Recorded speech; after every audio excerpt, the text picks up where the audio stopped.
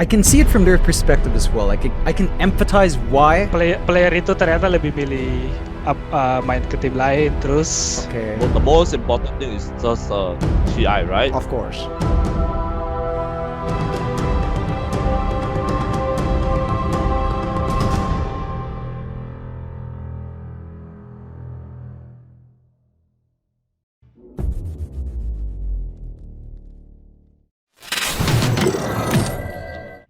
Okay everyone, welcome back again to channel Papa Digit of course, and here we go. We're already with the two Southeast Asia region Southcaster for all the DPC season on the Southeast Asia with Mike and also with John, and we will talking about all the DPC's recap I think, and also all the decision that Valve create or made after the kind of canceling the major. So yeah, let's catch up with this guy. Hello everyone, welcome to my channel. Hello. Hello. Okay, so yeah, if you guys saw this video, I mean like if they're like hi, hello, it's kind of because we create the second recording because the first recording not get uploaded. So this is the second recording that I believe that's gonna be the video that we upload on my YouTube channel. So guys, let's talk about the recap first. I mean like Mike, thank you for coming. John, also this is your third time, and let's start with our topic that I already gave you. So I mean Southeast Asia region is the region that you guys casted in this first DPC winter, and John already gave the prediction and almost everything correct. But Mike, this is your first time here. I want to ask you, what is the surprising thing in the Southeast Asia division, especially in first division and also maybe the second division? So go ahead. All right, so the first division, I think we already kind of mentioned this, but I didn't have 100% faith in Boom Esports. I thought they were going to show up somewhere in the middle, like third or fourth place maybe is where I was kind of ranking them before the tour started. So to see them come first and just smash everybody but T1, I was very, very impressed with Boom Esports. And again, we kind of mentioned this, but I had my doubts not just with Boom itself, but with their plays in particular. I was a bit unsure about Tino going into Tour 1, but he has definitely proven me wrong over the tour. So I'm very, very impressed by how the roster's going. But I thought with the amount of time they had together and with Tino as a POS 1, I wasn't sure if they were going to gel by Tour 1. I thought maybe Tour 2, Tour 3, we'd start to see them really show off. But I don't know. They just went to it straight away. So it's very, very impressive. Okay, that's for the first division. How about the second division? I mean, NGX Southeast Asia get promoted. And also the second one, correct me if I'm wrong, it's... Polaris. Polaris, yes, Polaris. Polaris, yeah, Polaris. I mean... is it the team that you predicted to get promoted to the first division, Mike? Not Polaris. I mean, Polaris was always it was always an interesting one, Polaris, for me, right? Because it's like John and I have casted that roster for a long time. Back when they were still adroit, we were casting them for ages. They were very hot and cold all the time. It was hard for me to put my faith in them to do that well.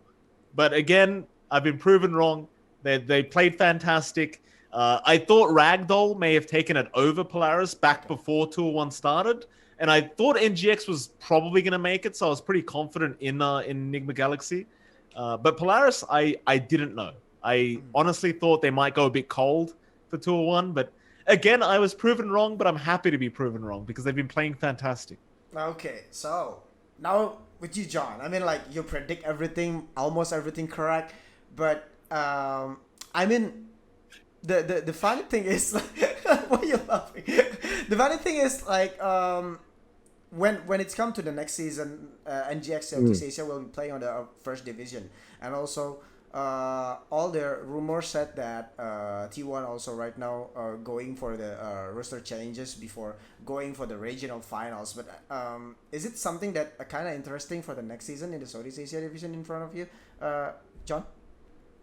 Yeah, it's definitely interesting. I think these rumored shuffles before regional finals is an interesting time because it is technically open season to shift teams, right? Like this is for everyone else not in regional finals. This is dead period.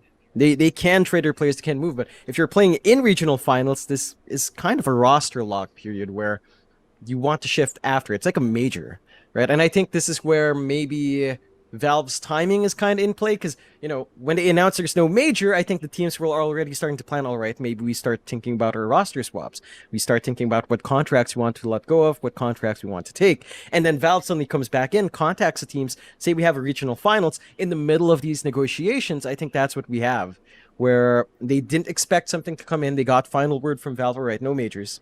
So we're going to look for player changes. We're going to look to be better by the next season to compete in an actual major. We're going to look better.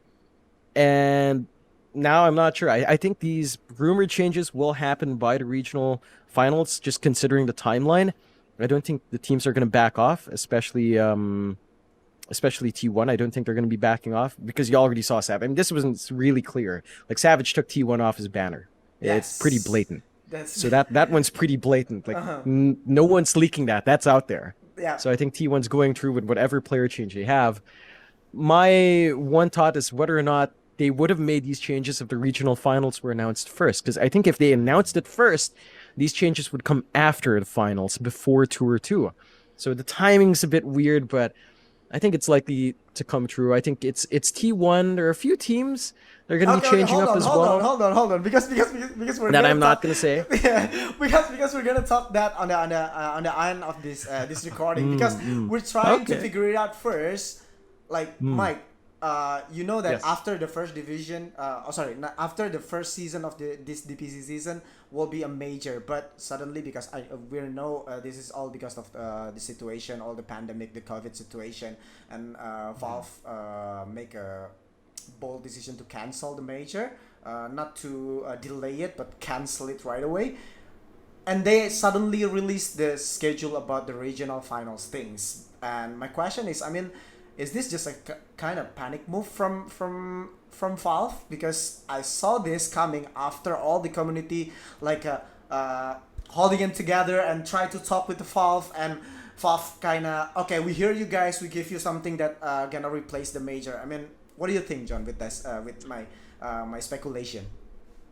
I mean, is it a panic move? Yes, 100% it's a panic move. I mean, they had no option. They had to do something, right? Like the community was very upset, and rightfully so, because canceling the major that late is kind of... I wasn't very happy. I mean, I'm pretty sure John can confirm, but I was complaining a hell of a lot in the background. I was very upset about it. I was very angry about it, actually. Oh, so you guys also angry about that? Look, I was angry. I'm not going to speak for John, but I know John was also angry, right? We were pretty angry about it because at the end of the day, you had this much time to plan it. You know we're in a pandemic, right? It's not a secret. We've been in a pandemic for years. If it can't happen, you've got to have a backup plan straight away. I just couldn't believe they just didn't come out and say, look, we can't do a LAN, but we're going to do a regional finals and we're still going to throw this much money.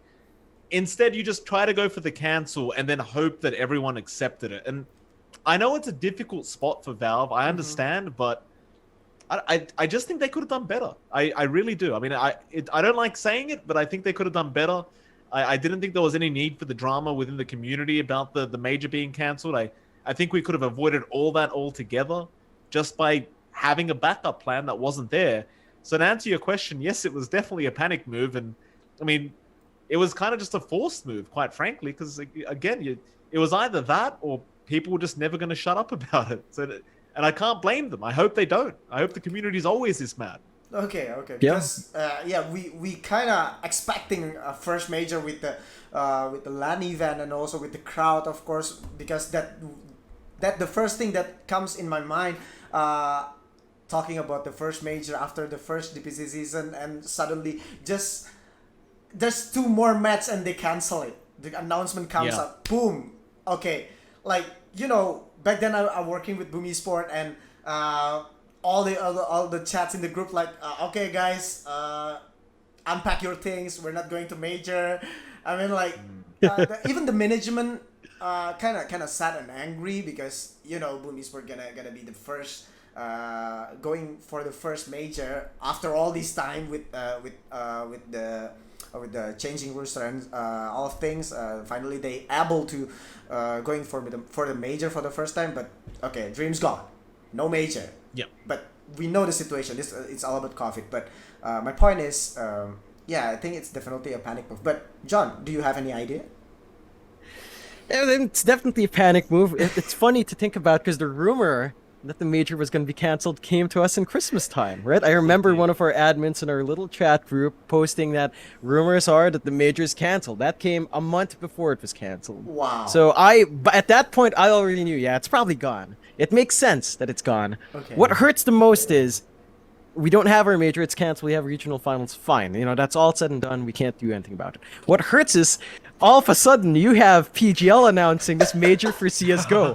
And then you're just like, what's happening? CSGO has a major, where's our major? You know, it's like, what is this timing, man? It's like, it's just ridiculous. It's I mean, good for CSGO, but what's happening to us? What's happening? What's happened to us? Yes, that's the correct question. I mean, like, I don't know what's happened actually, but yeah, it's kind of Valve Kitchen's problem, I think, to solve that and give the best solution to the community right now. But I think after all the things happens before the regional finals announce it, hearing what community wants is kind of a good move from Valve. Not just kind of close the ears and also didn't care about the community, what community wants with this our lovely game, of course, that suck our career, of course. And yeah, I think if we agree about that, then I have no more question, because that's my I mean, like, it's kind of 2 weeks that I'm thinking that is this a kind of panic move from Valve? Because if the community didn't held together and confront Valve to do something about this game, I think Notel is kind of right, or all the pro players kind of right, Sumail kind of right, Mid One kind of right, about the Dota gonna be dying soon. You know, if I could follow up as well, I honestly think we've had enough time testing the DPC. I think we go back to third-party tournaments throughout the year, honestly, right? Because the difference between PGO hosting the Counter-Strike tournament and us, Valve, hosting the major, is it seems like Valve doesn't want to take any kind of blame or liability if somebody does get sick at the event and ends up, you know, dying of COVID, right? Which I understand. I wouldn't want the liability either. But if it wasn't a Valve-run event, would it have still happened? I argue yes, right? It's just because Valve has to run it is why it can't happen naturally with the pandemic. I just don't think they want the liability. I would much rather we just go to third-party events again. Screw the DPC. Who cares? I have a counterpoint to that. This cancellation wasn't directly from Valve. Go, John. This cancellation was actually from the organizer, and as far as I know, and as far as the bulletin might not have said it. It was the actual. So you know how Valve does the majors, right? They kind of lease it out to an org. The org pulled out, not Valve. Fine. So on that sense, that the actual third-party org, which I'm not gonna name, pulled out, and no one's sure who it was. There are some guesses, but they pulled out last second because of the developing situation in them. So it's not, in this sense, the reason why the major was canceled was not actually Valve's fault. It was the third-party organizer. So just covering bases there. Yeah. You couldn't interrupt me there, John, and just correct me straight away. I said all those terrible things about Valve. No, I mean, they are risk-averse as well. Valve, if you're listening, I'm sorry, Valve. I didn't mean it. Please we're just trying to figure it out, Valve. Please, don't blame my channel, please. Don't take down this video, okay, Valve? We're just trying to figure out what happens, okay? So we kind of know the truth behind the cancellation and whatnots, and thank you for John, of course. Yeah.